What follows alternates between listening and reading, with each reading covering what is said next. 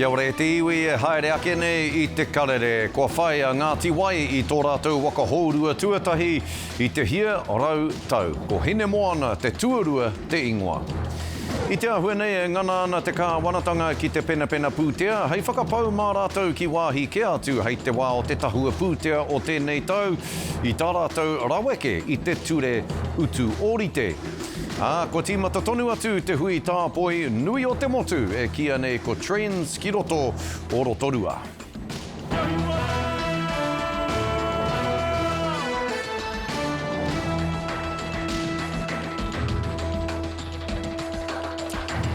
Nō reira e ngā maunga kōrero o te motu tēnā koutou katoa nau mai anō ki te karere. Kua whai a Ngāti Wai I tō rātou waka hōrua tuatahi I te hia rau tau. Ko Hinemoana te tuarua te ingoa, I pōhiritia te waka nei ki Matapae I te raki mā whiti o Whangārei kia mihia tēnei waka whakatere moana whārahi e te iwi. I te pōhiri a Harata Brown e mātakitaki ana. Ko Hinemoana te tuarua tēnei.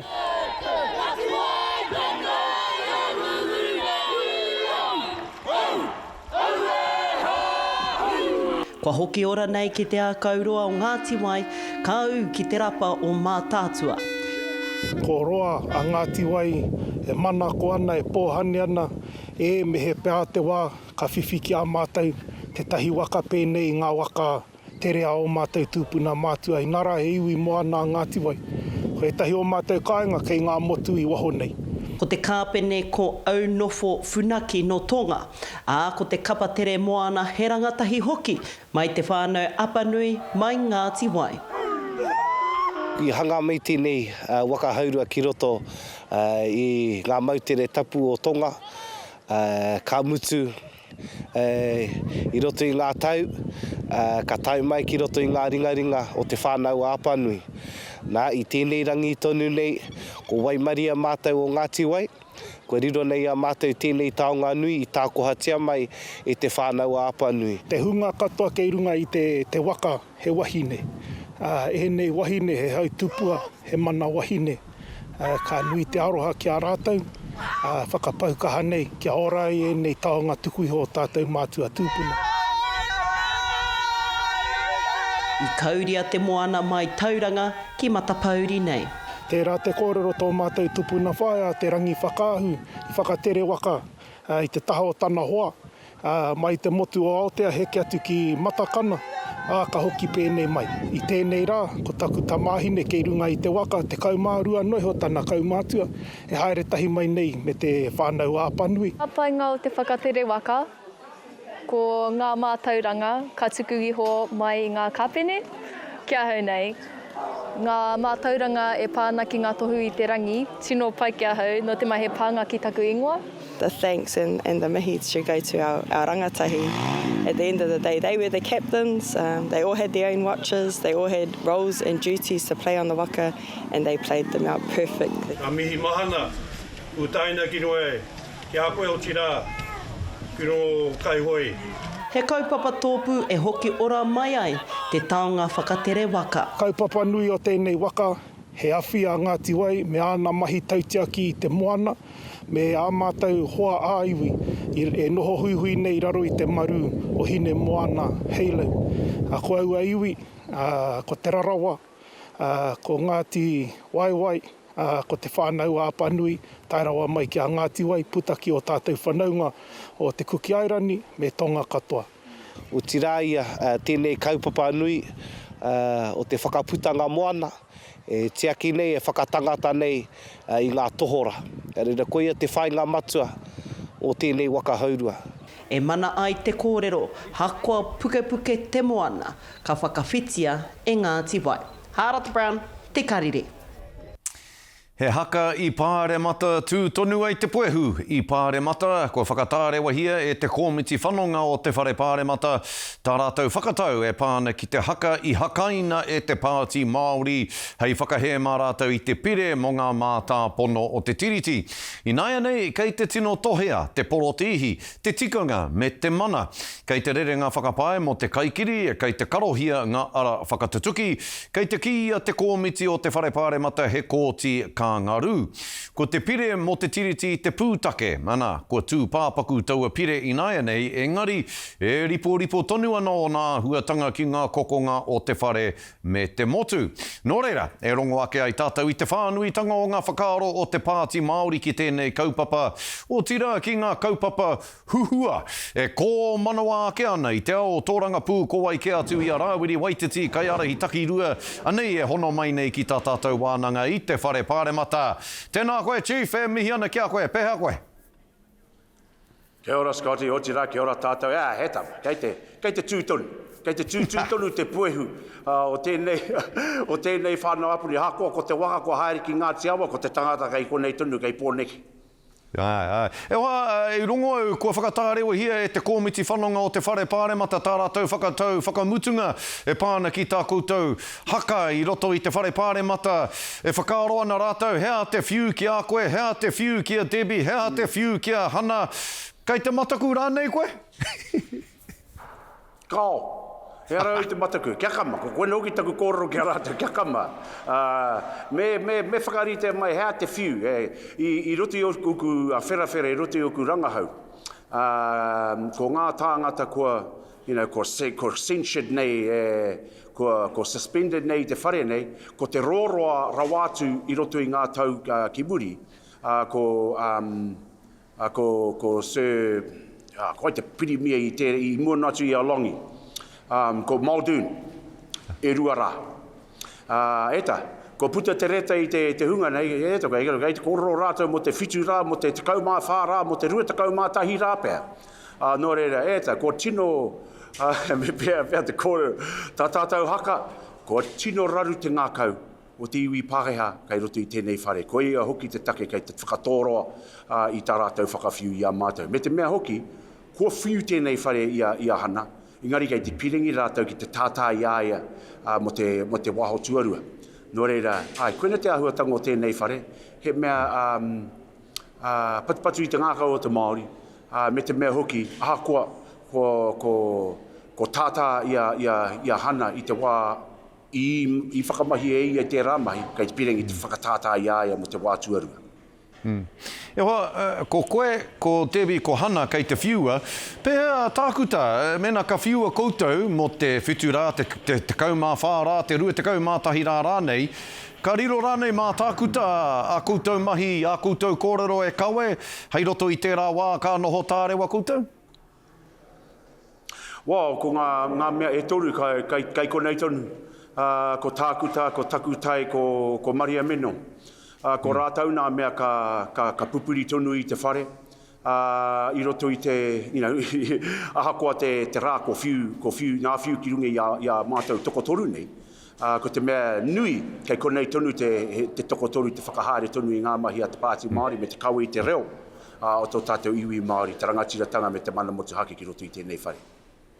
E hoa, mena I rite te kaha o tākuta ki te haka, ki o koutou kaha ki te haka, akene pēr, kui anō hoki tētahi, kei roto I tēnei raru, ka whiua hoki e te kōmiti whanonga, ki atu ki a tākuta, e hoa, kia kaha ake tō haka a muri akenei. Engari, e hoa, ki kaupapa ki atu I nainei, kei te tino whakahe, te pāti Māori I te pire utu ōrite a te kāwanatanga equity, pay equity bill, kia hatia, kei te whakamahi rātou, e ai ki ngā kōrero te kāwanatanga I te totoā kia tutuki wawea I a rātou, tēnei pire a rātou. Kia o whakaaro, hea rātou e whainei I te ara o te hohoro, kia tuki wawea I tēnei pire mo te utu ōrite.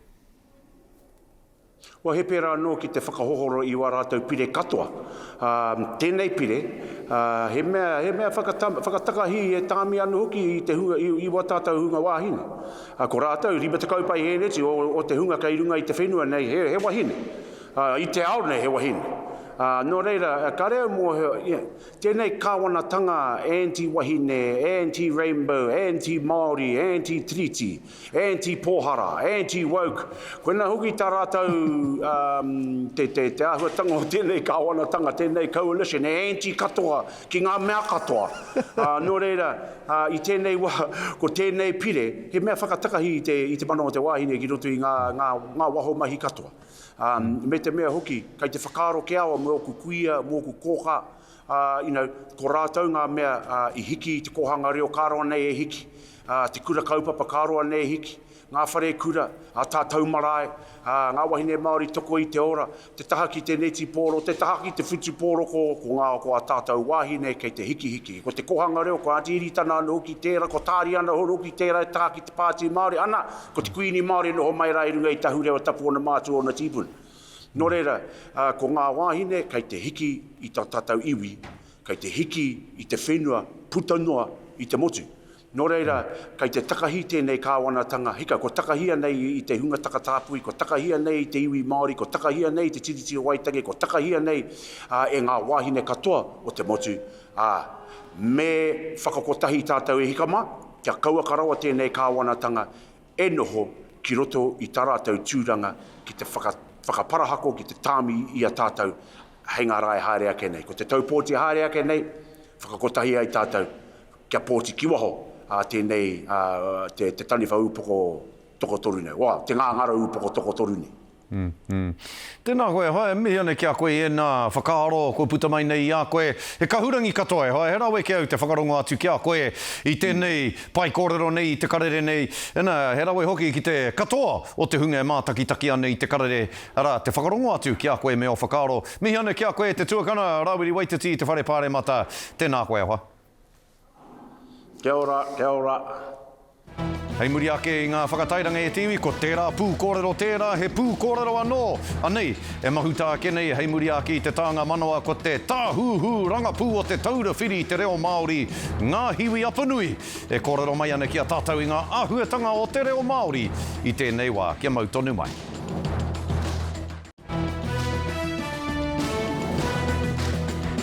Taki hoki mai anō ki te karere, he pō hei whakanui i ngā whakaihu waka o te reo Māori. Kua tai ki te wā e tautapai tātou i ngā tāngata, e whakaaro ake nei tātou kua tuku koha nui ki te reo, i roto i te ngākau nui me te ngākau whakaiti ki te reo. Anei, e hono mai nei ko ngā hiwi apanui, te toihau o te taura whiri i te reo Māori e te rangatira e mihi ane kia koe. Tēnā koe? Tēnā koe, Scotty. E wā, kua tūwhera te wā e tautapatia e he tāngata mō ngā tohu reo Māori o tēnei tau. Tēnā, ka hoatu e nei tohu kia wai, ki e hea momo rānei, me pēhea e tautapatia e he tāngata, hea hoki e mea nui nei e nei tohu kia tātou. Ana, e toru ngā pātai hei whakautu mahau, i te kōrero tanga kotahi ngā hiwi, engari mena he tangata i tēnei ao. Ka taia te pēra, ko koe taua tangata, no reira, karawhiua, karawhiua. Tōku waha Ngāti Parau ne, ko ira te mate oku i etahi wā. Nā, ko te tuatahi, me nui, me mātua e nei tohu i te mea hoki he whakanui, i te hunga pēnā tonu i a koe, Scotty, mea, hāpai ana i te reo Māori i roto i a koe taumahi. Nā, kei roto tonu tātou i te ao e Māori haere ai tātou i tō tātou reo. Nā reira, me kaha tautoko rātou, tātou i a rātou, me tautapa rātou e tātou mō ngā tohu nei, i te mea hoki, mā te aha i te mihi, ne, mā te aha i te mihi i te whakae e hika, tino pai tō mahi, anei ke tāku kia koutou. Te pātai tuarua, ana i tēnei tau, ko whakahāngai tia ngā tohu ki ngā pau erima o te whakarau ora reo, ana ko te tuatahi, ko te mana o te reo, ko te tuarua, ko te aroa, ki te mea, ki te hira-hiratanga o te reo, te tuatoru ko te ako, te tuawha ko ngā kupu, kupu hau i rātu āhuatanga, tāi atu hoki ki te whakamahinga o te reo. Nā reira, i ngā tau o mua, ana ka hoatu tētahi me ki mo te whakapāhotanga, ko te mate hoki, me nā ka riro i te teihana Pākehā, nā ka mahu e ngā mea Māori, ka roa nei i hiki ana i te reo Māori i roto i ngā mahi, nā ka kawa mai ira. Nā reira, mena ka tuku tohu anō i runga i anō i awa mea i awa pau irima, ana kāre e raru te taura whiri, karata katoa mai te iwi kia mātou tonu. Hoi anō, wariwari au tō pātai whakamutunga e hoa. Ko kapi katoa i a koe, pai e hoa, koe nā mohio au ka tai e koe, ana i tai e koe, ko tino te tuki i a koe, ko tino oti a koe, wen nā pātai e toru te whakautu mai. Engari, rongonau i a koe me o whakamārama, tukuna ana enei tohu, ki tāku e rongonei, ki ngā ringa raupā o te hapuri, ngā ihu one o te whānau, ngā ringa hutipunga o te iwi, i roto i te reo. Engari, tērā te haitara etahi e hoi, kororo koe mo te aku i te reo. Heita etahi heuua tonu te whai wāhi atu o te tokomaha Māori nei ki te ako i te reo. Kāre hoki he pūtea, kāre he ara kia rātau, kia ako rātau i te reo. E ahana te taurawhiri kia kaua te reo e noho hei reo mā te hunga pūtea nui, mā te hunga paki ana ke rānei. Koinei mātou i tuku tohu mo te auahatanga o te ako, ne? I te mea hoki, ana ko korua ko Stacey e tā puka ana e māmāke ai te ako i te reo Māori mo te hunga kāne mohi te kōrero Māori. Ara etahi pērā tonu i a Liza McCartney e whakamahi ana i ngā taupānga ki ako rātau i te reo Māori. Nā ko te ao auha, te ao hangarau tēnei, nā reira, me māma ake te kimi huarahi e ako ai te tangata i te reo, i waho tonu o te haere ki te krahe, ne? Ko etahi o tātou, ana ka oho i te whitukaraka i te ata, ana ka haere ki te whakaoho i ngā tamariki, ana kāre kore ka hoha tētahi, kāre pirangi haere ki te kura, ki te kai, ana ka tae atu ki te kura, ana ko tahi minati ka mate anō koe, a hoi anō, ka haere koe ki te mahi mo te waru haora, ana ka hoki ki te kāinga i te rima karaka i te ahiahi, ana ka tīmata anō e rā mahi a te tamaiti, ne? Ka tae atu koe ki te iwa karaka, ko moi ngā tamariki, ana ko tata himo koe i te nui o awa mahira. Nā reira, heaha hoki te rongoa mo te hunga e taumaha ana, ne? Heaha hoki te rongoa mo te hunga e pōhara ana.